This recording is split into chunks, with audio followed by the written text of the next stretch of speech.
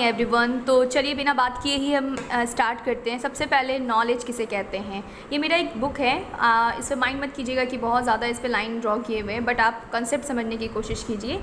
सबसे पहले नॉलेज क्या होता है। नॉलेज एक जो है नॉलेज इज़ फैमिलियरिटी, अवेयरनेस और अंडरस्टैंडिंग ऑफ समवन और समथिंग। नॉलेज क्या चीज़ है जिससे हम लोग कुछ समझने की कोशिश करते हैं। ये हमारे अंदर अवेयरनेस क्रिएट करवाती हैं, हमारे अंदर समझ पैदा करती हैं। ठीक है, हम बहुत सारे फैक्ट्स एंड इन्फॉर्मेशन को और जानने की कोशिश करते हैं, बहुत सारे डिस्क्रिप्शंस बनाना स्टार्ट करते हैं, हमारे अंदर एक एक्स्ट्रा स्किल्स क्रिएट हो जाती हैं, which is acquired through the experience और एजुकेशन बाय रिसीविंग, डिस्कवरिंग और लर्निंग। जो कि हमारे जो हम एक्वायर करते हैं, किससे एक्वायर करते हैं, हमारे जो भी पास्ट एक्सपीरियंस रह चुके हैं, जो भी एजुकेशन को लेकर के जो भी हमारा प्रिसीविंग रह चुका है, जो भी हम लोगों ने डिस्कवर किया है, इन सब चीज़ों से हम सीखते हैं, हम नॉलेज इकट्ठा करते हैं। ठीक है, दूसरी बात ये है कि आपके अंदर अगर नॉलेज आता है तो आपके एक्सपीरियंस के साथ साथ आपके अंदर कुछ पॉजिटिव एंड कुछ बिहेवियरल चेंजेस आते हैं। ठीक है, ये सब जस्ट बिकॉज ऑफ नॉलेज ही होता है। और फिलॉसफी के अकॉर्डिंग जो है नॉलेज जो है वो एक नॉलेज की पढ़ाई को हम लोग एपिस्टेमोलॉजी कहते हैं। एपिस्टेमोलॉजी है क्या, तो ये सवाल आता है कि आखिर एपिस्टेमोलॉजी क्या है। तो एपिस्टेमोलॉजी जो है वो एक तरह से स्टडी ऑफ नॉलेज। जब हम लोग नॉलेज के बारे में पढ़ाई करते हैं तो इसको हम लोग एपिस्टेमोलॉजी कहते हैं। ठीक है, इसको एक फिलोसोफर नाम है प्लेटो, जिन्होंने बताया था। जो मेन चीज़ है वो मैं बता रही हूँ आपको फ़िलहाल।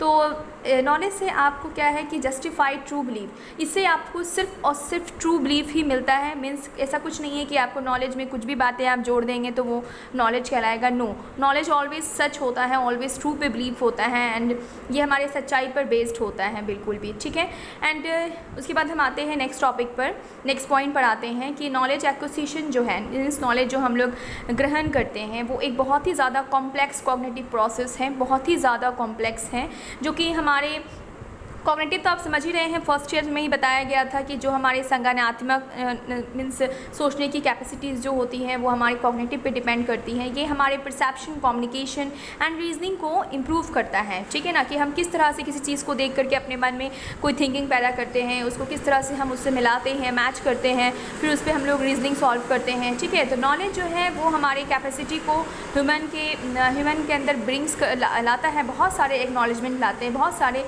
ये सब करके हमारे अंदर चेंजेस क्रिएट करवाते हैं। अब आते हैं नेक्स्ट है मीनिंग ऑफ नॉलेज कि एक्चुअल में रियल मीनिंग क्या था। वो तो इंट्रोडक्शन था, आपको इंट्रोडक्शन जब भी लिखना हो तो वैसे आप लिख सकते हैं, और आप इसे यहाँ से भी स्टार्ट कर सकते हैं। मीनिंग ऑफ नॉलेज की बात करेंगे तो नॉलेज जो है वो एक ऐसा वर्ड है जो कि कॉम्प्रहेंशन, एप्रीहेंशन, रियलाइजेशन, कॉग्निशन और बहुत सारे शब्द से मिलकर बना है। ठीक है, नॉलेज जो है वो हमारे माइंड में स्टोर रहता है। कहाँ स्टोर होता है, तो वो हमारे दिमाग में स्टोर होता है, जो कि हमारे अंदर कंसेप्ट का एक परसेप्शन बनाता है। किसी चीज़ को देखकर, परसेप्शन का मतलब होता है कि जैसे हमने किसी चीज़ के बारे में ध्यान लगाकर सोचना, ठीक है, उसके बारे में परसेप्ट करना, उसके बाद फिर हम उस पर कोई कंसेप्ट बनाते हैं तो उसे कंसेप्चुलाइजेशन कहते हैं। फिर ये क्या होता है, ये दोनों मिल करके हमारे अंदर कुछ बहुत सारे फैसिलिटिंग पावर होते हैं। ठीक है, जो हमें फैसिलिटेट करते हैं कि हाँ कुछ नया थिंकिंग करते हैं, कुछ नया आइडियाज़, नया कुछ करने को आता है, तो वो हमारे अंदर हो गया फैसिलिटिंग पावर, फैसिलिटिंग कैपेसिटी।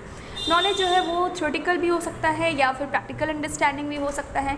आप कभी कभी कुछ पढ़कर भी सीख लेते हैं, नॉलेज गेन कर लेते हैं, कभी कुछ बिना पढ़े ही आप प्रैक्टिकली अगर कुछ करते हैं तो उससे भी आपको एक अच्छा अंडरस्टैंडिंग मिलता है किसी सब्जेक्ट को लेकर के। और ये क्या होता है कि ये जो नॉलेज है वो हमारे सब्जेक्ट रिलेटेड होता है। ठीक है, बेसिकली, और ये फॉर्मल, ये बिल्कुल ही बहुत ही less formal, it can be more और लेस फॉर्मल, या तो फिर बहुत ज़्यादा फॉर्मल हो सकता है या बहुत ही कम हो सकता है। ठीक है, दूसरा है कि नॉलेज जो है वो हमारे अंदर बिलीफ पैदा करता है। It contains our believes and expectation. जो भी हम बिलीव करते हैं, एक्सपेक्टेशन करते हैं, वो सभी टर्म नॉलेज से रिलेटेड है। नॉलेज जो है वो एक बहुत ही बड़ा कलेक्शन है आइडियाज़ का, मेमोरीज़ का, प्रेडिक्शंस का, बिलीव्स का। देखिए बार बार यहाँ पे कुछ कॉमन वर्ड्स आ रहे हैं, आप देख सकते होंगे, जिसको मैंने अंडरलाइन कर रखा है, जैसे कॉम्प्रहेंशन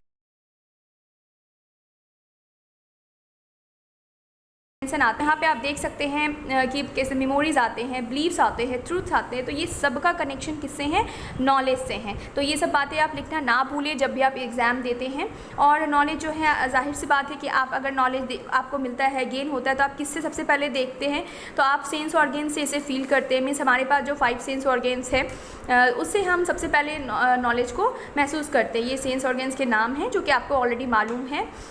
नॉलेज जो है वो कनेक्टेड होता है, इंटरकनेक्टेड होता है हमारे ब्रेन के साथ। जैसा हमारे ब्रेन में मेमोरी पावर होगा, हम वैसे इन्फॉर्मेशन एंड वैसे नॉलेज को, डाटा को कलेक्ट कर कर रखते हैं, और यही चीज़ क्या करता है, इन्फॉर्मेशन एंड डाटा को कर कर के नॉलेज बनाता है।